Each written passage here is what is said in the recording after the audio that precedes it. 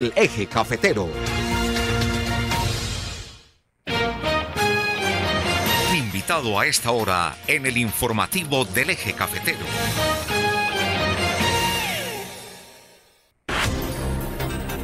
A esta hora, cuando ya son las 8 de la mañana, 33 minutos, nos acompaña aquí en el estudio a través de Qué Buena 92.1 FM, desde el quinto piso del Centro Comercial Guadalupe Plaza en Dos Quebradas, y a través de las redes sociales para Pereira, Risaralda, Colombia y el mundo, el administrador ambiental Alexander Galindo López, director de la DIGER en Pereira. Doctor Alexander, buenos días, bienvenido, ¿cómo está? Buenos días a todos los oyentes y a los que nos están viendo por redes sociales.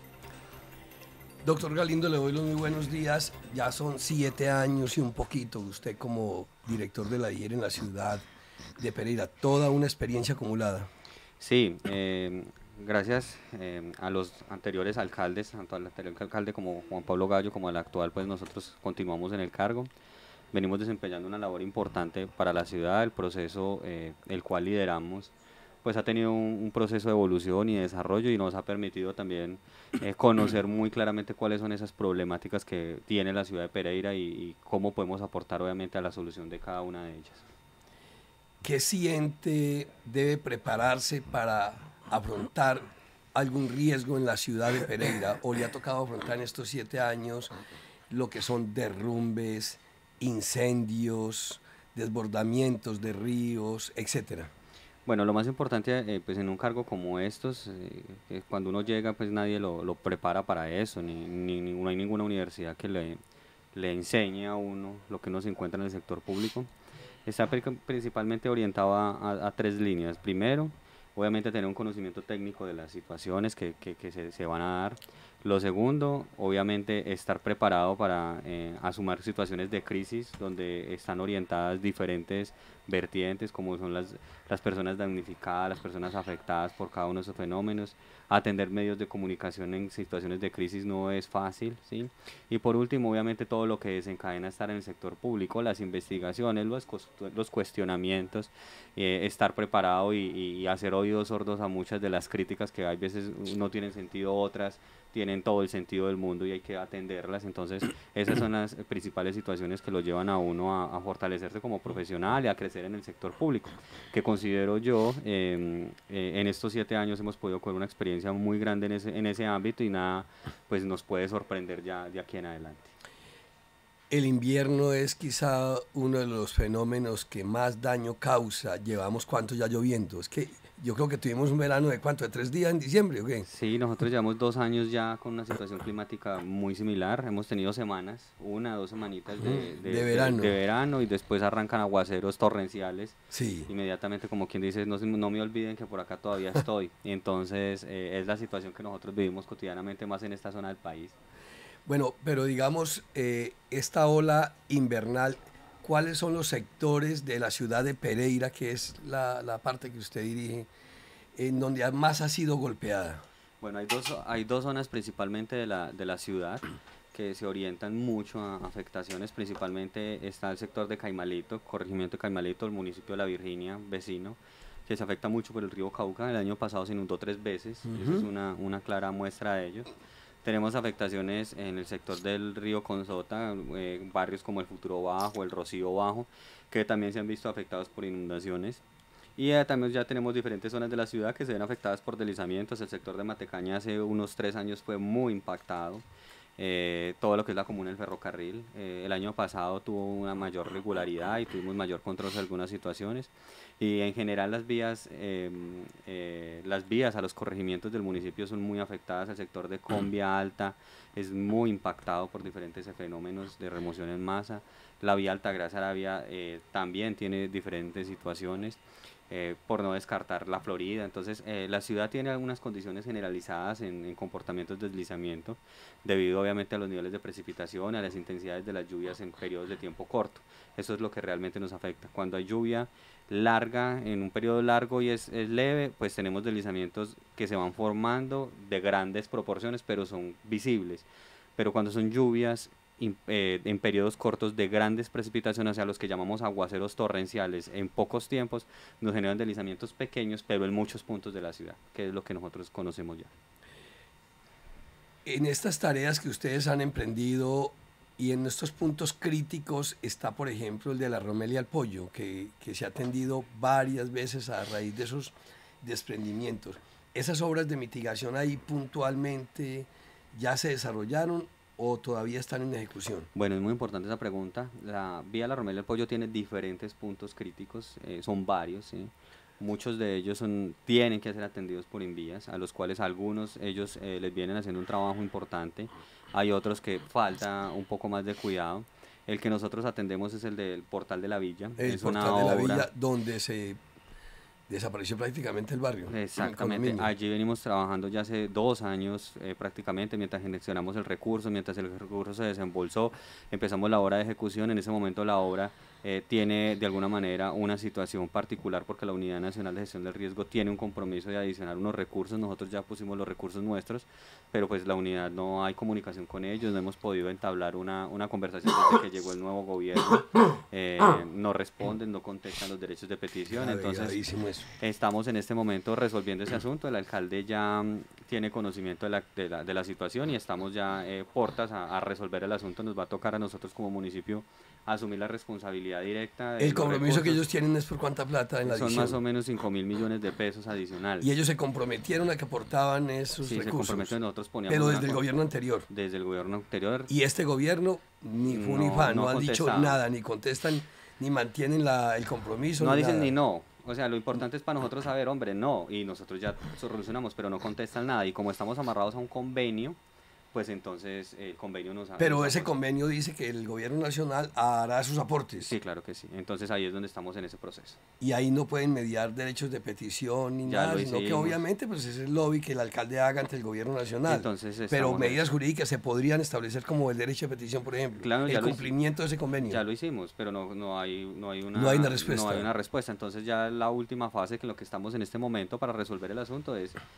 tener una cita con el director de la unidad y solucionar el inconveniente que tenemos. La obra ha seguido trabajando, la obra tiene una ejecución, sin embargo no tiene una evolución como esperábamos, ¿sí? Pues obviamente para terminarla nos ¿Hacen falta exactamente esos 5.000 millones de pesos o se calcula que es más dinero? No, obviamente la obra... Y urgente es lo que estamos hablando, pero ahí hay otras dos fases importantes que están orientadas no en el mismo sector de Portal de la Villa, sino en el sector de Matecaña, donde compramos las viviendas, y un sector más anterior donde tenemos que empezar a hacer unas acciones puntuales, pero eso es ya etapas de otra fase. Pero realmente lo urgente que tenemos que terminar de atender, que es determinar la pantalla, que ya está muy avanzada, y terminar unos drenajes para poder obviamente entregar la obra en funcionalidad y ya obviamente tener la tranquilidad que la situación fue controlada. Eso le quería preguntar, cuando usted habla de que la situación fue controlada, estas obras que se han desarrollado hasta el momento permiten pensar que ya no vamos a tener en ese momento más derrumbes en ese punto específicamente. En ese punto lo que tenemos nosotros es controlada la montaña, ¿sí? Porque los anclajes casi todos están en su totalidad, nos faltan unos pocos y obviamente nos faltan unos drenajes. Con esas obras que vamos a culminar ahí podríamos garantizar de que ese punto se estabilizará. Ya no vuelven a haber derrumbes ahí. ¿Qué otras obras de mitigación en otros puntos de la ciudad se están adelantando? Uy, muchas. Estamos hablando de casi 15 puntos en diferentes zonas de la ciudad. El año pasado trabajamos la vía Panorama, perdón, la vía Villa Cecilia, que es por la parte trasera de la vía entrada a Terranova, un barrio que se llama Vendedores Ambulantes. Ahí hicimos una obra importante. En la Quebrada Erazo, en el Parque Industrial, hicimos una estabilización en un barrio que se llama Confamiliar y sobre todo a la Quebrada. Hicimos también el barrio Las Brisas del Consota. En este momento estamos terminando las obras de Luis Alberto Duque, que creo que estamos a unos 10 días de culminar, tanto la obra del muro como el puente que vamos a iniciar ahí en Barrio Confamiliar, que es el que se desborda, que salen las fotos en el Parque Industrial, que el agua se desborda y se va por la vía. Ese puente está ya iniciando. Estamos ya avanzando muy importante en el Pital de Combia, en la vía al Alto Erazo también estamos haciendo otra obra. Vamos a iniciar también en un sector que se llama, en Tribunas Córcega, que se llama Balsora. me pasarán unas 2 o 3 que están en ese momento en ejecución, más las otras que ya estamos en procesos de contratación. Obras de mitigación son muchas las que el gobierno de la ciudad, en cabeza del alcalde, le ha invertido en esta administración. Estamos hablando de esas obras, una inversión ¿de cuánto? ¿De aproximadamente de cuánto? Uy, pero todas, son más o menos 20 y pico mil millones de pesos. Más de 20.000 millones de pesos. Hoy, ¿qué es lo que más le sigue preocupando? Y es una pregunta que siempre que lo entrevistamos se la hago, porque es muy bueno generar alertas en aquellos puntos críticos en donde usted ve que hay un mayor riesgo, que puede llegar a suceder una tragedia, que se podría entrar a evitar, que a usted lo angustia, que no lo deja dormir. ¿Cuál podría ser ese punto crítico para lo que se necesitan urgentemente recursos? Bueno, no, hay varios puntos. El más crítico de nosotros, cada día como que las situaciones nuevas van dando un nivel de prioridad. La Avenida del Río es especialmente compleja, y en la calle 34. Ahí tenemos un sistema de monitoreo de laderas que nos permite de alguna manera tener, no tranquilidad, pero claridad de que el talud ha estado estable. En la 34 ya estamos avanzando con el proceso de compra de predios, ya les hicimos las ofertas económicas, pero pues ellos se rehúsan a desocupar cuando ya hay obviamente un avance importante en ese tema. La 34 es clave para nosotros en ese tema. El alcalde ya destinó los recursos todos completos para ese kilómetro que vamos a hacer de Malecón, y ahí está recuperar toda esa línea entre la 27, donde fue el desastre el 8 de febrero, y el tren, la 34. La vía, la entrada a Pereira por el sector de Caracola Curva y el Rocío Medio, el Rocío Alto, es especialmente preocupante. Allí no tenemos un control claro y preciso de la urbanización, de la construcción, de los alcantarillados. Esa zona es compleja para la ciudad. En Villa Santana, el sector de Tokio y Las Brisas, todo ese sector de las invasiones es muy complejo para la ciudad. Siguen habiendo procesos de invasión y reinvasión estrepitosamente, y eso genera que los suelos que de alguna manera están a la ladera de los barrios que son formales y que se construyeron con técnica, pues empiezan a sufrir, porque empiezan a generar procesos de socavación, a debilitar el terreno, y en últimas se exponen ellos y exponen las viviendas que están en buen estado. Entonces son diferentes puntos de la ciudad que uno podría decir que tiene algún tipo de situación puntual. Hablemos un poquito del incendio en la fábrica de colchones El Rey, y se han dado pues algunos incendios en la ciudad. En ese momento, cuando un empresario ve cómo se derrumba, cómo se desvanece su patrimonio, su empresa, en donde quedan muchos trabajadores cesantes, porque si se quemó la fábrica, pues habrá que reiniciar, pero no es fácil, es una tarea difícil. Ahí en ese momento la oficina que usted dirige, la DIGER, ¿en qué entra a ayudarles a ellos, aparte de la atención de ese momento con el cuerpo de bomberos y con los organismos de socorro? Bueno, eso es una importante pregunta, porque poco puede hacer el Estado en una situación de esa categoría, de esos niveles. Nosotros prestamos un acompañamiento inicial en la situación de las emergencias de esa categoría, pero la norma obviamente caracteriza específicamente que la atención de las oficinas de gestión de riesgo, la gestión del riesgo representada en nosotros está específicamente orientada a la atención humanitaria, o sea, de las familias, de la vivienda y de la unidad familiar. Entonces, cuando ya es una empresa o ya es una organización, ¿sí? La ley no faculta, no da posibilidades, ni que siquiera el alcalde pues entregue subsidios o apoye con ese tipo de situaciones, porque la ley sobreentiende de que la responsabilidad de la gestión de riesgo es de todos, ¿sí? Entonces, un empresario de cualquier nivel, puede ser el empresario más grande o el empresario más chico, la ley orienta a que usted tenga los filtros necesarios para evitar que situaciones de esas les pase.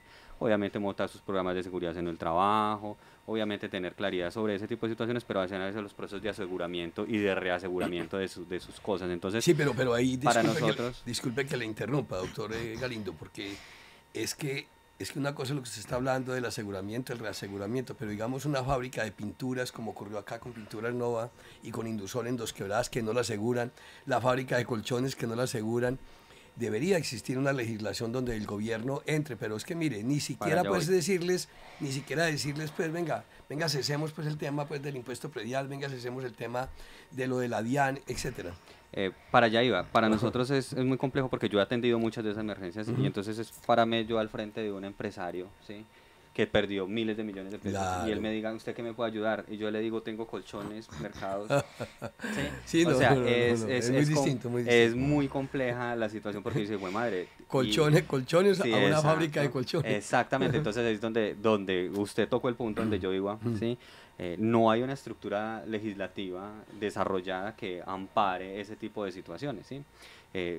Usted le pegó al punto importante para el cual yo digo, o sea, que le dé al menos facultades al alcalde o al gobernador en determinado momento de decir, vea, en situaciones de desastre de esta categoría, usted podrá tomar estas y estas decisiones, ¿sí?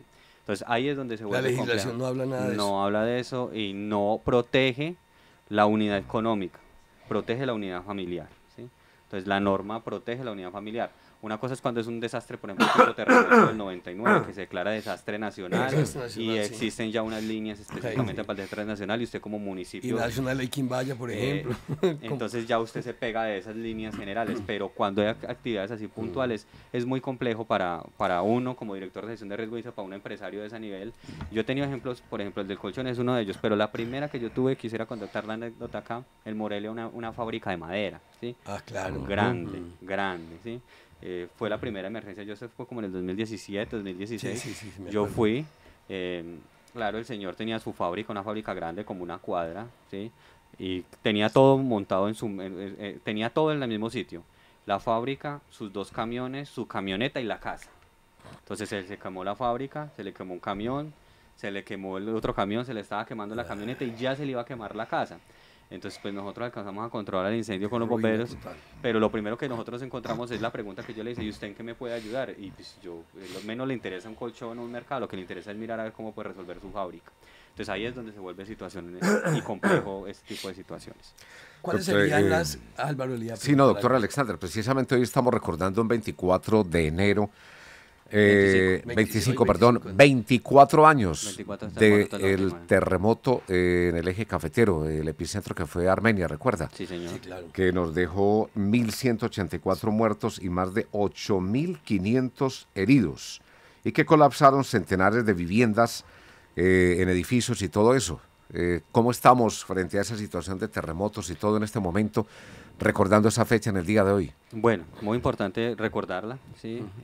Nosotros no podemos perder de vista que esos eventos nos pueden suceder, más cuando hay personas ya adultas que nunca han vivido un terremoto, entonces no saben a qué estamos hablando, simplemente lo ven por fotos, y una cosa es haberlo sentido y vivido, otra cosa es verlo en fotografías.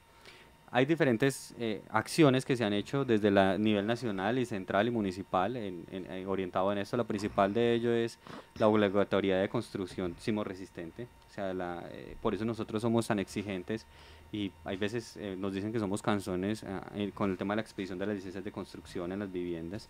Es necesario que todo se construya con norma. La no construcción con norma nos genera problemas de esa índole. Un sismo leve podría fácilmente colapsar una vivienda o un edificio, ¿sí? Entonces la primera actualización que hubo en temas de norma sismorresistente permitió que los edificios y las edificaciones que en ese momento se están construyendo en la ciudad y en el país pues cumplan norma, y eso obviamente genera un nivel de seguridad importante. Hay un concepto clave aquí, que es que no hay construcciones antisísmicas, sino construcciones sismorresistentes. O sea, toda edificación podría ser vulnerada por un sismo. Lo que busca la norma es que mientras esté el sismo, las viviendas se mantengan y las personas puedan evacuar tranquilamente. Adicional a ello, el municipio ha trabajado 2 líneas adicionales para poder fortalecer el tema técnico, y fue la actualización de la microzonificación sísmica de la ciudad de Pereira. Eso nos permite identificar cuáles son las zonas de mayor influencia y que puedan tener un impacto en un sismo, y adicional a ello, con el servicio geológico y con una cooperación internacional que estamos ejecutando en este momento, que se llama BHA o que se conocía OBDA, que es de USAID, una agencia de cooperación norteamericana. Hicimos lo que es vulnerabilidad, identificar cuáles son las de la ciudad que podrían tener mayor afectación en determinado momento por un sismo. Eso ya está todo elaborado, ya tenemos los estudios, todo eso va a ser incorporado en el POT. Como el POT va a ser un proceso de revisión extraordinaria, eso nos permitirá mejorar la norma. En algunos puntos de la ciudad va a ser más rigurosa la construcción, en otros puntos de la ciudad era muy riguroso, podrá ser más como ser más leve los requerimientos técnicos. Se estudió toda la zona de expansión de la ciudad, que es para Cerritos, toda esa zona se estudió, ya se tiene algunos análisis puntuales que nos permiten obviamente tomar decisiones, y todo eso está orientado para que la construcción siga siendo segura y construyamos con seguridad. No podemos descartar, obviamente hay que decirlo, que hay zonas en la ciudad que construyen sin licencia, hay zonas que incumplen la norma, hay viviendas, por ejemplo, que yo les puedo decir en Samaria, una vivienda que tiene 6, 7 pisos, que es increíble. Que no tienen claridad de cómo construyeron, ese tipo de cosas siguen sucediendo. La gente cómo comienza a construir 2, 3 pisos sin tener un cálculo estructural, sin tener la cimentación necesaria, y eso no ocurre. Pero no necesitan el permiso pues para eso también. Claro, sí, pero lo que dice el doctor Galindo, la gente lo hace, lo construye. Y a veces no tienen la vigilancia de la Secretaría de Gobierno, de Control Físico, que son las entidades que tienen que estar pendientes de eso. Entonces hay diferentes zonas de ciudad que tienen vulnerabilidades y que tienen ese tipo de ejemplos. Sin embargo, todo lo que se ha hecho y todo lo que se hace en temas de estudios está orientado a que cumplamos la norma y que tengamos la garantía de que cuando tengamos un sismo, pues no podemos decir que no se van a caer las cosas y que no vamos a tener personas lesionadas y que vamos a tener eso, pero al menos estamos orientados principalmente a garantizar la estabilidad de las estructuras. Finalmente, doctor Alexander Galindo, director de la DIGER, ¿cuáles son esas recomendaciones a la ciudadanía en esta época invernal? ¿Cómo podemos contribuir? ¿Cómo podemos prevenir? Bueno, muy importante. Yo parezco disco rayado con esta que voy a decir, pero es lo más importante para nosotros. Hay 3 tipos de afectaciones que podemos tener en época invernal. La primera de ellas son inundaciones, que son los principalmente afectados, los que están a todas las riberas del río Tun, Consota, Cauca, Quebrada del Oso, todo lo que esté ubicado en las riberas de las quebradas, estar muy pendientes del comportamiento de la quebrada, ¿sí? Cambios de coloración, hay un olor particular a barro, crecientes súbitas, todo ese tipo de situaciones nos pueden ser útiles a nosotros para reportarlas. Sin embargo, pues hay que decirlo, nosotros lo que es Cuenca Otún y Cuenca Consota la tenemos muy bien monitoreada, tenemos sistemas de monitoreo de muy alto, entonces podemos dar de alguna manera predicciones en tiempo de lo que puede suceder en esas quebradas.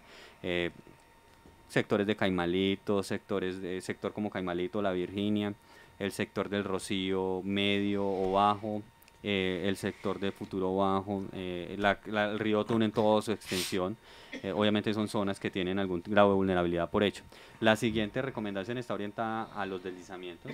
Hay 3 cosas que son importantes para nosotros en este tipo de categoría: desprendimientos de material pequeño, afloramientos de agua de manera inusual y fracturamiento del talud. Todo eso reportarlo.